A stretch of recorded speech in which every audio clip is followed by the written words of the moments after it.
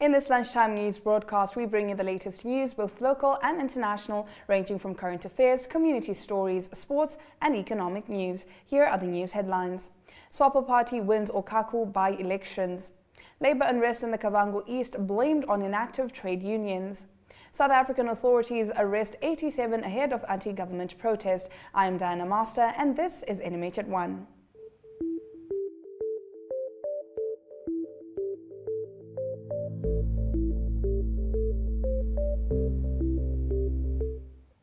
In today's midday news update, the Okaku by-elections concluded and the results were announced over the weekend. The Swapo party emerged victorious in the election, which saw the party's candidate David Philippus garner the leading 3,195. The second highest candidate, Zakaria Jacob from the Independent Patriots for Change, garnered 852 votes, while Namibia Economic Freedom Fighters candidate Thomas Nambambi had a total of 294, and Popular Democratic Movement's Jason Halfiku totaled 122 votes.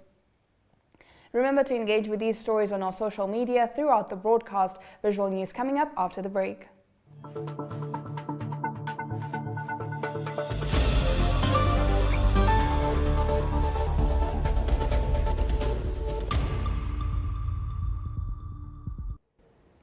Indeed, in June 2004, in my capacity as the head of state, I launched Namibia Vision 2030 and emphasized the need to be clear about where we are, where we wanted to go, and over what time frame.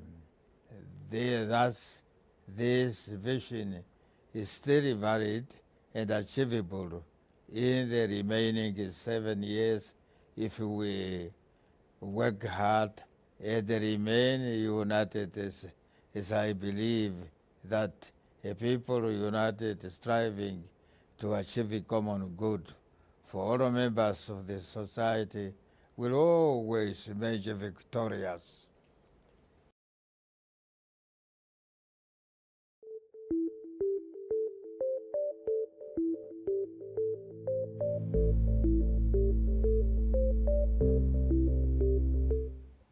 Getting into our visual news this afternoon, Swapo Party Kavango East Regional Coordinator Otili Shinduvi did not mince her words when she spoke out against trade unions who are not doing their work in the region, which she says has resulted in labour arrest. This clip was contributed by Kenya Kambowe. So it is a worrisome to any leader and to any citizen of Kavango to see the current situation that is happening in this region. So Kavango East region has now become a demonstration or a strike region. Anything, people just run to the street, hoi, hoi, hoi, hoi. What type of people are we that can sit around the table and solve our problems instead of running around in the street? Is this real the Kavango that we knew? Or some people are trying to mess up with this region, which is not going to be allowed. Trade unions, I think you need to do your awareness. It's true, even me, I said these trade unions are, sorry to use the word useless, they are quiet, they are dead. In exception of the Office of the Labor, of the Minister of Labor. But trade unions, you are not visible. These people run to our offices. Don't say politicians are just jumping in these issues. It's because trade unions are not representing their people. And they leave their offices and run to politicians. In Dadaab, some 80 kilometers east of Windhoek, residents are forced to live under poor conditions. This is according to the Namibian Sun, which leads us into the newspaper review after the break.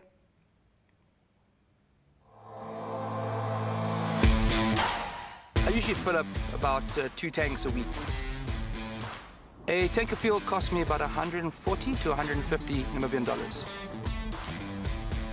I was very fortunate that a couple of my friends and I went to Tsumeb for the day, slept over, and then we rode back the next day. I found the service at the NAMCO service stations to be quite fast and friendly, which is really nice, especially when we're on the open road and we want to get to our next destination. What makes me proud Namibian is the fact that we've got all these lovely wide open spaces. And although we are from all different backgrounds, we can all get together and we can have a great time.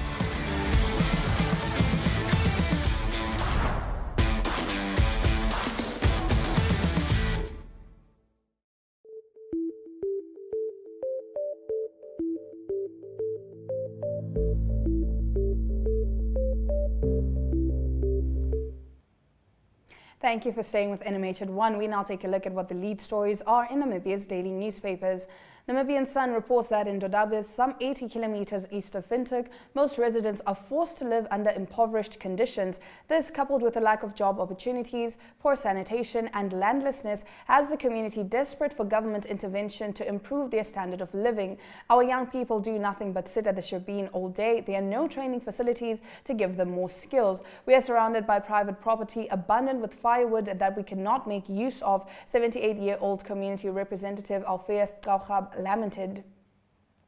A 51-year-old man on trial for beating and chaining his 15-year-old niece at Okaku village in the Oshikoto region says the act was meant to discipline the victim. This is according to Namibian Sun's page 2, which reports that Joseph Shivute, when he made his second court appearance last Thursday, told Magistrate Yvette Levine Fredericks that he committed the act out of anger. Shivute, who pleaded guilty to both counts, assault with the intention to cause grievous bodily harm and child abuse, read with the provisions of the Combating of Domestic Violence Act, acknowledged the seriousness of his offence. According to Republicans' front page, 13 years after a company occupied a copper mine outside Rehoboth, the town council is not even a step closer to getting the money that the company allegedly owes for the occupation, water and light. The Rehoboth Town Council are suing Africa Huaxia Mining Privately Limited now for millions for the occupation of the Swartmoorde copper mine outside the town since February 2010. For the occupation and possession of the mine from the latter date until April last year, the town council is requesting 3.2 million Namibian dollars, calculated on 22,000 Namibian dollars per month, alternatively up to the date on which Africa Huaxia Mining vacate the premises. The paper's page 3 reports that as thousands prepare to gather in Otapi for Independence Day celebrations tomorrow, the country's founding president Sam Nujoma says Vision 2030, Namibia's development blueprint, is still very much within reach. On its front page, the Allgemeine Zeitung gives insight of an interview with Dr. Sam Nujoma, founding president and father of the Namibian nation. NTV reporter Yolanda Nell recently spoke to the founding president, who reminisced about Namibia and its achievement over the past 33 years, during which he believes a united people has come about. On its page 3, the Allgemeine Zeitung reports about the development as regards to the nationwide protest action that is happening in South Africa today. Obviously, this report is based on what was known yesterday, but the interesting part is that the EFF, as the third biggest party in South Africa, does not necessarily enjoy the support that it believes it enjoys, while the police seems to recognize an attempt to overthrow the government rather than a protest that aims at convincing President Cyril Ramaphosa that it has become time for him to resign. After the break, we continue with our newspaper review segment, starting with the Namibian newspaper.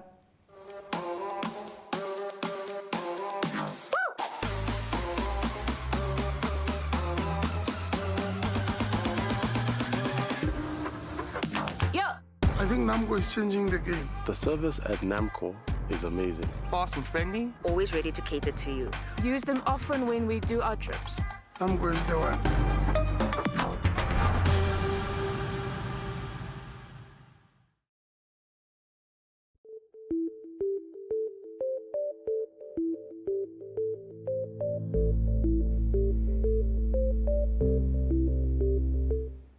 Continuing with our newspaper review segment, parliamentarians and analysts say President Hage Geingob is out of touch with the reality on the ground in Namibia. This, according to the Namibian newspaper, follows his State of the Nation address on Thursday, which failed to give direction and deal with the root causes of pertinent issues, they say. Political analyst Rui Chitende says that Geingob has been harping on the same issues for the past 8 years with no real solutions.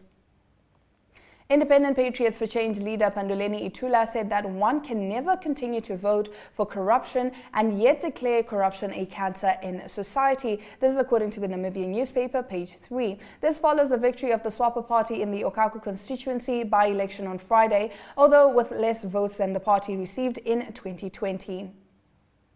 Onto the new era, the Namibian Institute of Public Administration and Management on Friday announced the suspension of its executive director, Maria Nangolo. The suspension was to facilitate an independent and transparent investigation into allegations related to her conduct as executive director.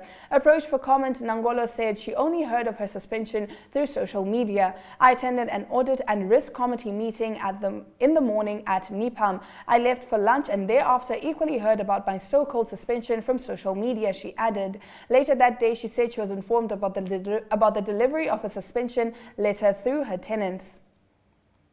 Russian national Alexander Krylov and his Namibian counterpart Anna Engelbrecht were sentenced to 35 years and 20 years imprisonment respectively on Friday.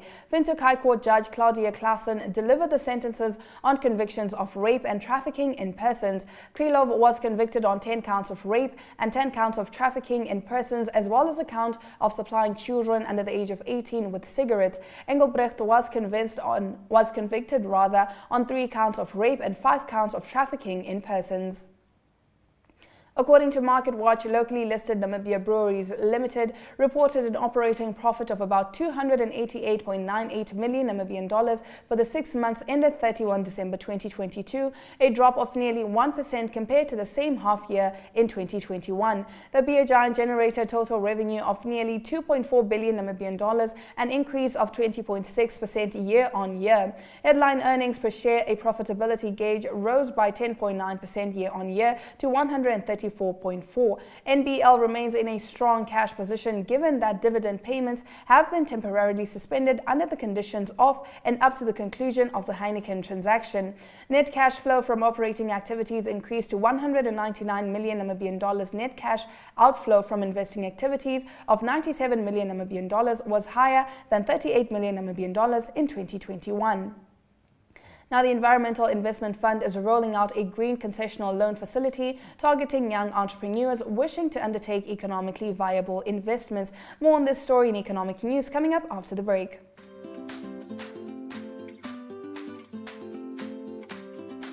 Active Kids is an initiative under the MyZone brand that aims to provide exciting and easy activities and fun stories. If you would like to feature your brand or campaign on this platform, contact zone@synergy.com.na. Active Kids, where we actively invest in your future.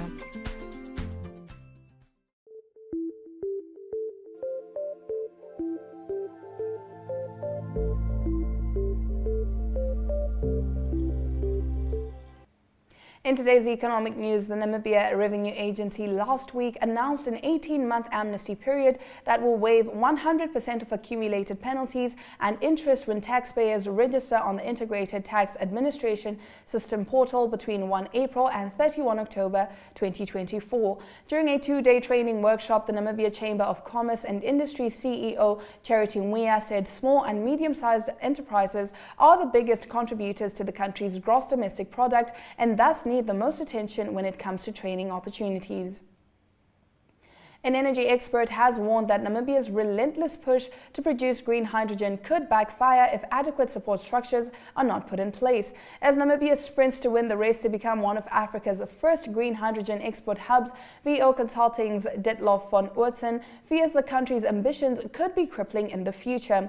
Outsourcing our development pathway to commercial mega developers creates new dependencies that are unlikely to result in favorable and sustainable local outcomes, he said. He was referring to Namibia's foreign partnerships to advance the green economy at a Namibia Institute of Corporate Governance conference last week. This after the country received 500 million Namibian dollars from Germany last year to fund a green hydrogen pilot project. Von Oortzen went on to question Namibia's global commitment to reduce greenhouse gas emission by 91% by 2030.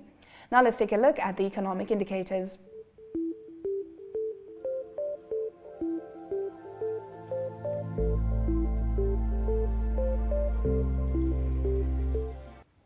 One British pound is tied at 22 Namibian dollars and 30 cents, while after a 0.3% rise in local currency, one US dollar will now cost 18 Namibian dollars and 34 cents.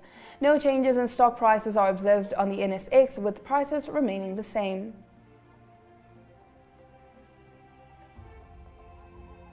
Overall index has dropped by 0.16%.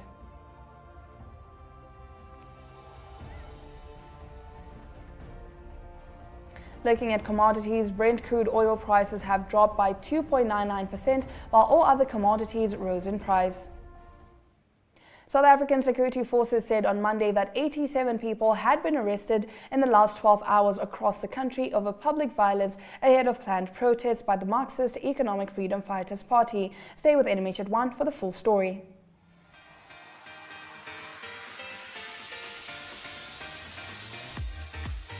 Flex is your health and fitness show that focuses on the health of the mind, body and spirit. If you would like to feature your brand or campaign on this platform, contact zone@synergy.com.na.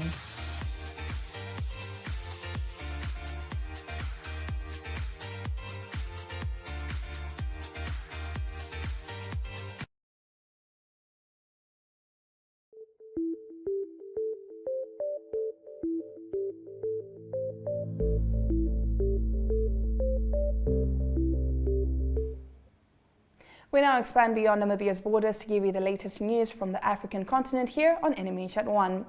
South African security forces said on Monday that 87 people had been arrested in the last 12 hours across the country over public violence ahead of planned protests by the Marxist Economic Freedom Fighters Party. The EFF has called for a national shutdown to protest crippling power cuts and demand the resignation of President Cyril Ramaphosa.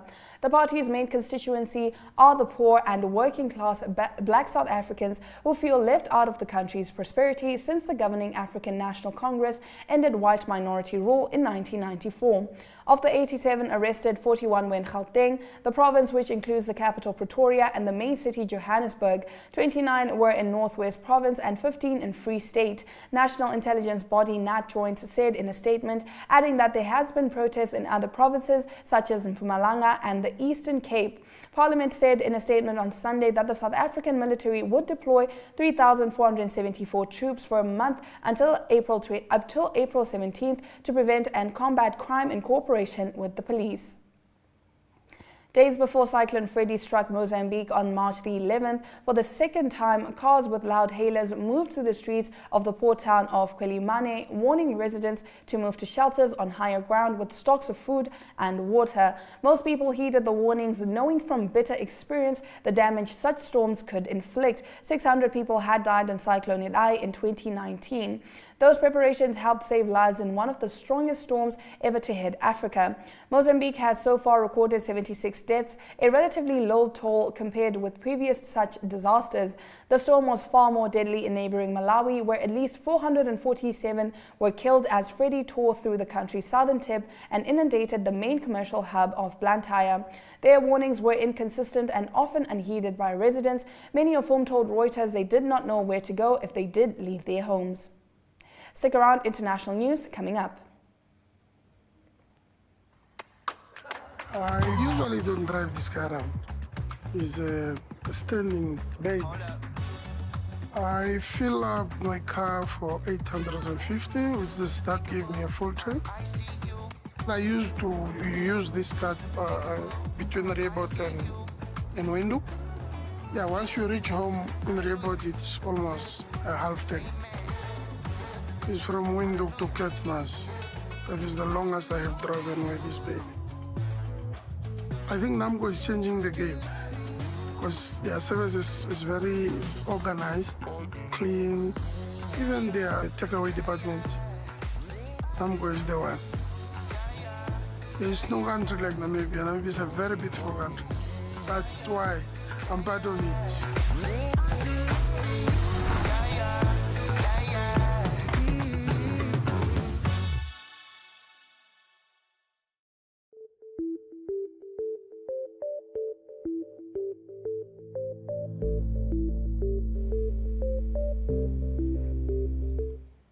Taking a look at our international news, Donald Trump could be charged in New York as soon as this week for allegedly covering up hush money payments to a porn star during his 2016 presidential campaign, nearly 7 years after the money changed hands. But any trial of the former US president would still be more than a year away, legal experts said, and could coincide with the final months of the 2024 presidential campaign as Trump seeks a return to the White House. In a social media post on Saturday, Trump said he expected to be arrested on Tuesday and called on his followers to protest, though a spokesperson later said Trump has not been notified of any pending arrest. Manhattan District Attorney Alvin Bragg has presented evidence to a New York grand jury of about $130,000 payment to porn star Stormy Daniels in the waning days of the 2016 presidential campaign in exchange for silence about an alleged affair, according to sources. Trump has denied the affair, and his lawyer has accused Daniels, whose real name is Stephanie Clifford, of extortion. If charged, Trump would become the first former U.S. president to face criminal prosecution. That raises the possibility of Trump having to stand trial in the middle of the 2024 presidential campaign or even after Election Day, though putting a president-elect or president on trial for state charges would enter uncharted legal waters. If elected, he would not hold the power to pardon himself of state charges. Stick around after the break, we get into our local sports news. The Evening Review is a daily interview-based talk show that dissects and expounds on current affairs as they occur in Namibia. The show aims at reaching Namibians of all age groups who seek better understanding of the state of current affairs in the country. This show is broadcasted on NTV, Oneuptwo.com, and cross-shared on the following Facebook platforms: Namibian Sun and Namibia Media Holdings. The Evening Review focuses on interviews, latest news, and up-to-the-minute current events. Contact evening@synergy.com.na.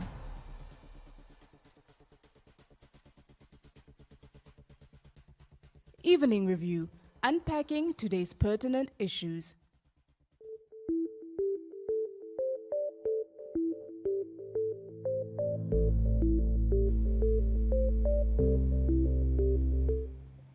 Starting off our local sports news this afternoon, Namibian mountain bike champion Alex Miller, in his first Absa Cape epic appearance, took the sought-after red leading African team jersey with his South African teammate Philip Buys following the 27-kilometer prologue north of Cape Town yesterday afternoon. Miller and Buys were 111 seconds slower than the prologue winners Matthew Beers and Christopher Blevins. The formidable Swiss pairing of Nino Schurter and Andre Frischknecht were the second fastest, 7 seconds off the pace. Last year's surprise men's champions from Germany, George Egger and Lucas Baum, were third. 12 teams are expected to compete for top honours in the first leg of the MTC Namibia Netball Premier League, which is slated for Oshuarongo's Parisa Stadium this weekend. MTC, the principal sponsor of the league, injected about 4.8 million Namibian dollars over the last 3 years, with 2023 being the last year of sponsorship. The deal has benefited close to 165 players who hail from various regions of the country and were empowered to showcase their talents. Each team will receive a grant of 80,000 Namibian dollars for preparations, with the winner expected to walk away with a whopping 120,000 Namibian dollars. After the break, we get into our international sports news.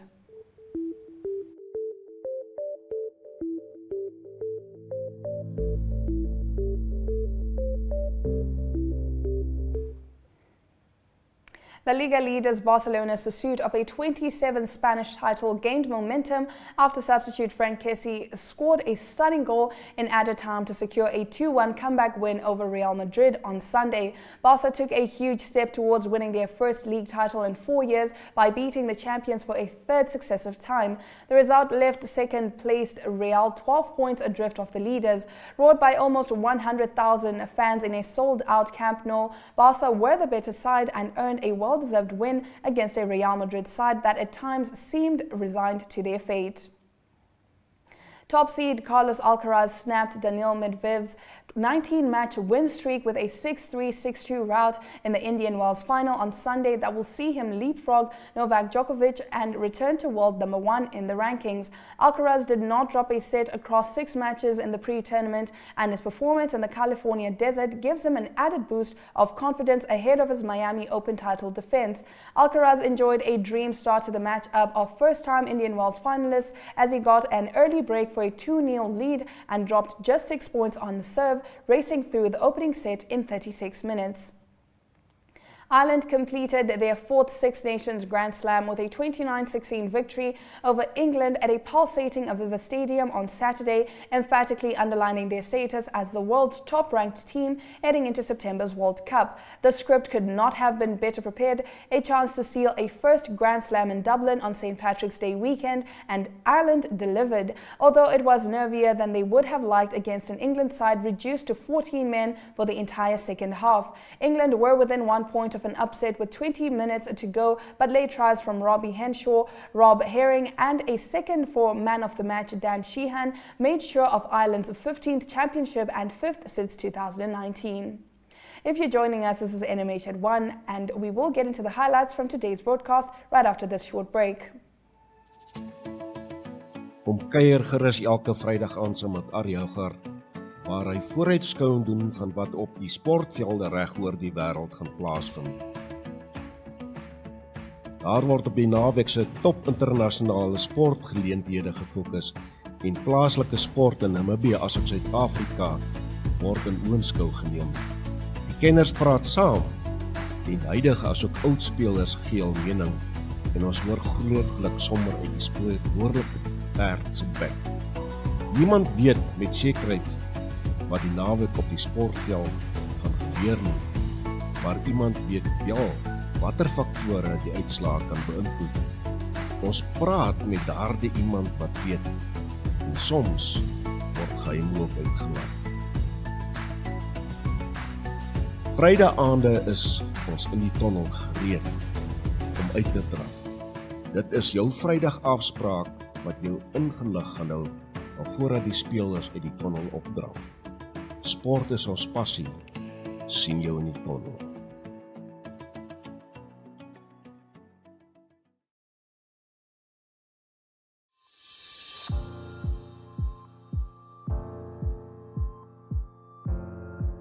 Kletskompas is 'n Afrikaanse kontinuïteitsprogram met Namibiese nuus en onderhoude.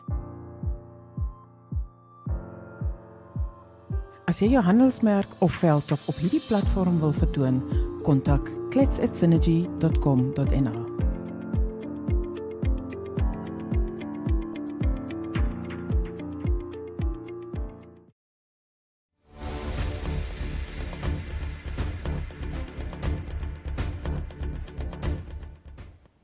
You're watching NMH at 1, and if you're just joining us, here are the news highlights. South African security forces said on Monday that 87 people had been arrested in the last 12 hours across the country over public violence ahead of planned protests by the Marxist Economic Freedom Fighters Party. Donald Trump could be charged in New York as soon as this week for allegedly covering up hush money payments to a porn star during his 2016 presidential campaign, nearly 7 years after the money changed hands.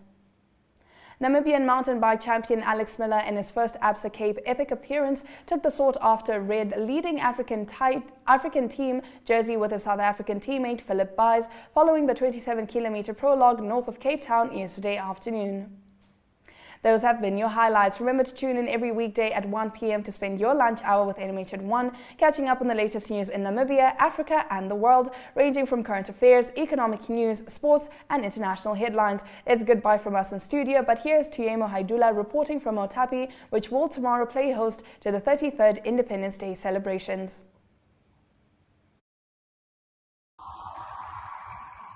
On Tuesday, 21st of March 2023, Namibia will be celebrating 33 years of independence under the theme A People United for Prosperity right here at Oneuptwo in Oneuptwo.